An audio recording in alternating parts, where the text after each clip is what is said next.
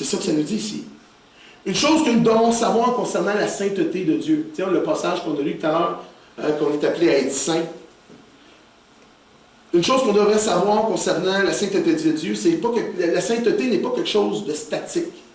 Hein, souvent, dans notre tête, l'idée de la sainteté, c'est quelque chose de plate puis de poche. Tu sais, quand tu parles de la sainteté, là, tu t'imagines, tu sais, une image, là, tu vois le saint qui est comme ça. C'est plate. C'est pas le fun. Mais la sainteté de Dieu, c'est pas quelque chose de plate puis d'endormant. Hein? La sainteté de Dieu est quelque chose de dynamique. C'est quelque chose qui bouge. La sainteté de Dieu, dans les Écritures, vous pouvez lire, regarder dans les Écritures, vous allez être d'accord avec moi si vous êtes un lecteur assidu des Écritures, la sainteté de Dieu se manifeste toujours au travers de sa justice et de sa miséricorde.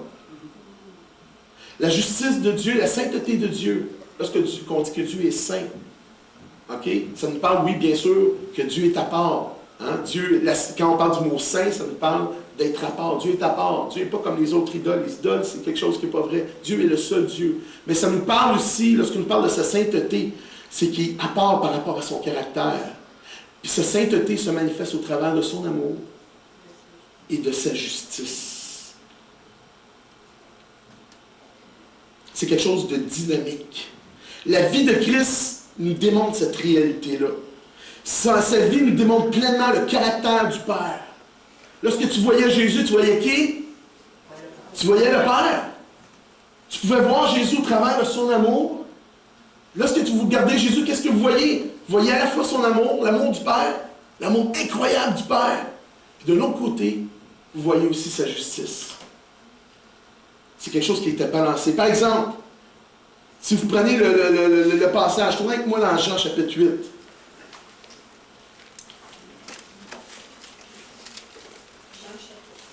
Jean chapitre 8.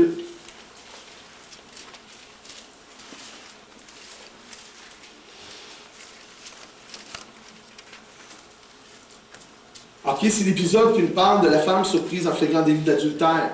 Regardez ce que Jésus va lui répondre. On voit ça au verset 10 et 11. Au travers de ce passage-là, vous allez remarquer que vous allez voir l'amour de Christ par rapport aux pécheurs. Mais vous allez voir l'autre côté aussi. Vous allez voir au travers de sa réponse qu'il va lui donner, aussi sa justice. Regardez bien ça. Jésus n'a pas banalisé. Tu sais, souvent, on regarde ça, on pense que Jésus a banalisé le péché de cette dame-là. Non, il ne l'a pas banalisé. Oui, il l'a pardonné, mais il ne l'a pas banalisé. Vous allez voir. Comme que bien souvent on fait, on banalise, on a une mauvaise conception de l'amour. On va ça ne dérange pas, là, c'est une petite affaire. Là, on est sauvé par grâce. Oui, on est sauvé par grâce. Mais ça ne donne pas le droit de banaliser le péché dans notre vie. Versets 10 et 11. Alors, s'étant levé, et ne voyant plus que la femme, Jésus lui dit, « Femme, où sont ceux qui t'accusaient? Personne t'a-t-il condamné? » Elle répondit, « Non, Seigneur. » Et Jésus lui dit deux choses. « Je ne te condamne pas non plus. » Mais regardez l'autre partie, bien souvent qu'on met de côté. Il va dire, va et ne pêche plus. Deux façons. Dieu manifeste. Jésus, au travers de Jésus, tu voyais son amour, mais tu voyais aussi la justice du Père. Jésus était appelé l'ami des pécheurs, mais il ne faisait aucun compromis à l'égard du péché dans sa vie. On a besoin d'être balancé. Si vous avez une mauvaise conception de l'amour et de la justice de Dieu, vous allez tomber dans deux extrêmes. Vous allez devenir soit un chrétien libertin, ou soit un légaliste. Jésus n'était ni l'un ni l'autre. Jésus manifestait pleinement l'amour et la justice du Père. Pierre, un qui suivait Jésus, va dire, 1 Pierre, chapitre 2, 22, je vais vous lire comme ça. Lui qui n'a, quand il va parler de Jésus, Pierre a suivi Jésus, regardez ce qu'il va dire. Lui qui n'a point commis de péché. Il l'a suivi. Il était chaque jour avec lui. Hein, Pierre, Jean-Jacques, la famille Pierre, Jean-Jacques, Jésus. Pierre, Jean-Jacques étaient collés, c'était vraiment des scotch-tape après Jésus. Hein, il était collé après lui. Et lui, il a dit quoi? Lui qui n'a point commis de péché. Et dans la bouche duquel il ne s'est trouvé point de fraude. L'amour, la justice. Vous savez, la croix nous révèle pleinement cette réalité-là. Dans notre tête, il peut y avoir un genre de compromis, un genre de ça ne va pas ensemble. Mais la croix nous révèle pleinement la sainteté de Dieu. La croix nous révèle vraiment, pleinement, la justice et l'amour de Dieu. Alléluia. Vous savez, la croix nous révèle le côté, la justice implacable de Dieu par rapport au péché. Souvent, on pense que, tu sais, des fois, on regarde l'Ancien Testament, tu vois un Dieu vengeur, puis là, tu dis, c'est comme s'il y aurait deux dieux. Non, il n'y a pas deux dieux. Vous savez, Dieu, dans la Nouvelle Alliance, n'a pas changé son opinion par rapport au péché. C'est le même Dieu. La Bible dit que Dieu ne change pas. N'est-ce pas? Hein? Dieu est saint. Isaïe, au chapitre 6, quand il a vu le Seigneur, il y avait des anges qui disaient « Saint, Saint, Saint ». Dans le livre d'Apocalypse, l'apôtre Jean va voir qui? Va voir la même gang. Il voit les quatre anges qui criaient « Saint, Saint, Saint ». Dieu n'a pas changé par rapport au péché. Dieu déteste autant le péché. La croix nous révèle ça. La croix nous révèle, comment je peux dire, la justice implacable de Dieu à l'égard du péché, dans le fait qu'il a donné son Fils sur la croix du Calvaire. Son Fils unique. Est-ce que vous avez fait ça? Bien souvent, on blanchit. On connaît l'histoire de quelqu'un qui a blanchi son fils, parce que son fils avait commis ça, puis on l'a laissé de tête. Dieu n'a pas brillé des péchés. Christ est devenu péché pour nous. Au travers de la croix, nous voyons la justice implacable de Dieu par rapport au péché. Mais de l'autre côté, nous voyons l'amour incroyable de Dieu pour l'humanité, qui donne sa vie sur la croix pour l'humanité. Car Dieu a tant aimé le monde. C'est dans ce passage-là que vous pouvez voir ça. Car Dieu a tellement aimé le monde qu'il a donné son Fils. Pourquoi? À cause des péchés. Afin que quiconque croit en lui ne périsse point, mais qu'il ait la vie éternelle. La croix nous fait réaliser qu'il n'y a aucune contradiction entre l'amour et la justice de Dieu. Ce matin, est-ce que nous avons une juste perspective de l'amour de Dieu? Je pose la question. Alléluia. Maintenant, on a dit que la sainteté de Dieu est quelque chose de dynamique. Hein? Elle nous enseigne à faire quelque chose. Comment pouvons-nous atteindre l'objectif de Dieu par rapport au verset qu'on a lu tout à l'heure pour notre vie, qui est d'être à l'image de Jésus? Qu'est-ce qu'on doit faire? On doit premièrement renoncer au péché. Vous savez, renoncer, c'est un choix de notre part. Dieu ne le fera pas à votre place. Les anges ne le feront pas à votre place. Votre voisin à côté, ou votre voisine à côté ne le fera pas à votre place. C'est un choix que nous devons faire. Et deuxièmement, on doit vivre selon ce standard d'amour et de justice dans notre vie, le standard de Christ. Alléluia. Savez-vous ce qui vient faire obstacle le plus souvent à notre croissance et nous empêche d'atteindre le but d'être à l'image? Est-ce que, pouvez-vous me dire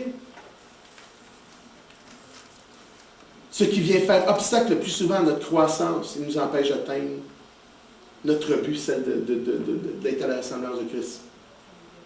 L'orgueil. Y a-t-il autre chose? C'est quoi ces choses-là qui nous empêchent? Hein? On écoute nos désirs, On écoute nos convoitises. Y a-t-il autre chose? La désobéissance. La jalousie. L'amour pour Dieu, si on n'a pas assez d'amour. C'est ça.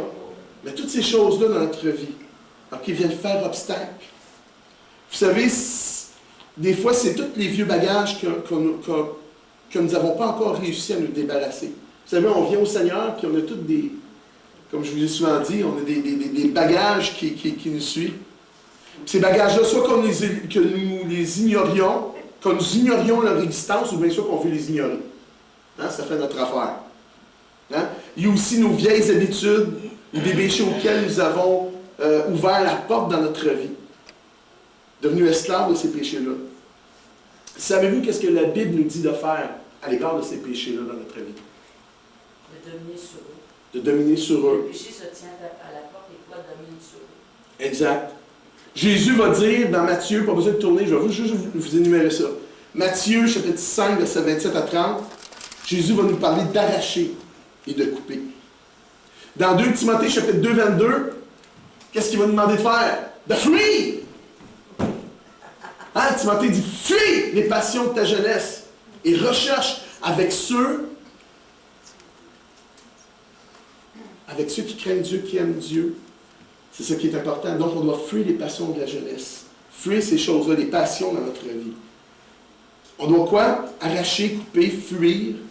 Tournez avec moi dans Colossiens. On va terminer avec ça aussi. Colossiens, chapitre 3.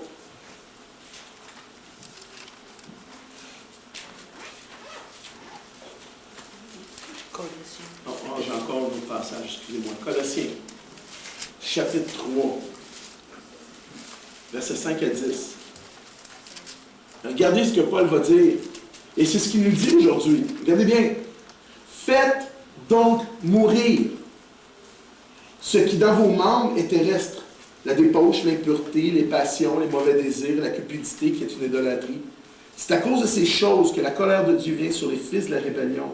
C'est ainsi que vous marchiez autrefois lorsque vous viviez dans ces péchés. Mais maintenant, hey, c'est à nous autres qui parlent, là, pas aux voisins. Mais maintenant, renoncez à toutes ces choses, à la colère, à l'animosité, à la méchanceté, à la calomnie, aux paroles équivoques qui pourraient sortir de votre bouche. Ne mentez pas les uns aux autres, vous étant dépouillés du vieil homme et de ses œuvres, ayant revêtu l'homme nouveau, qui se renouvelle dans la connaissance selon l'image de celui qu'il a créé. Là-dessus, vous voyez quoi au verset 5? Faites donc mourir. Verset 8, renoncez à toutes ces choses. Hein? Verset 9, dépouillez-vous. Revêtez-vous. Donc, arracher, couper, faire mourir, renoncer, dépouiller, fuir. C'est de la rénovation. On a besoin de rénover. Amen. C'est pas quelque chose de négatif. Il faut rénover. On doit tout rénover. Pas juste vous. Le pasteur aussi, il y a bien des affaires à rénover. Demandez-y à sa femme. Donc, arracher, couper, faire mourir, renoncer, dépouiller, fuir. Vous savez, c'est radical. On doit être radical par rapport au péché. On ne peut pas jouer avec le péché sans se brûler, sans que ça produise, écoutez-moi bien, la mort dans notre vie et dans la vie des autres. On dit non à la cigarette. Ce matin, c'est quoi? Non au péché. Écoutez, ce monde où ce qu'on vit, est-ce qu'on peut prendre conscience de ça ce matin? Ce monde où nous vivons, vit quoi? S'il vous plaît, on peut écouter. Écoutez, ce monde où nous vivons vit les conséquences du péché. Est-ce que vous êtes là ce matin? OK. Ce monde où nous vivons vit les conséquences du péché. On doit allumer les péchés de nos premiers parents. On doit être conscient des conséquences du péché. Les guerres, les atrocités, les abus de toutes sortes, les maladies, toutes ces choses-là, c'est des conséquences du péché. Le péché détruit. La Bible dit que Christ est venu mourir pourquoi? Pour nous purifier nos péchés, de nous délivrer aussi des péchés. En 2 Corinthiens chapitre 5, verset 21, celui qui n'a point connu le péché, il l'a fait devenir péché pour nous afin que nous devenions en lui, non seulement d'une manière positionnelle, mais dans notre vie tous les jours, justice de Dieu. Vous savez, Jésus a été frappé. Jésus a été frappé, déchiré par les coups de fouet. On lui a craché au visage. On lui a enfoncé une couronne d'épines sur le crâne. Il a été cloué sur la croix. Tu sais, souvent, on voit Jésus avec une petite serviette en avant. Là. Il a été crucifié tout nu, humilié sur la croix, afin que nous puissions avoir la vie éternelle. Et afin que nous puissions devenir, écoutez-moi bien, des hommes et des femmes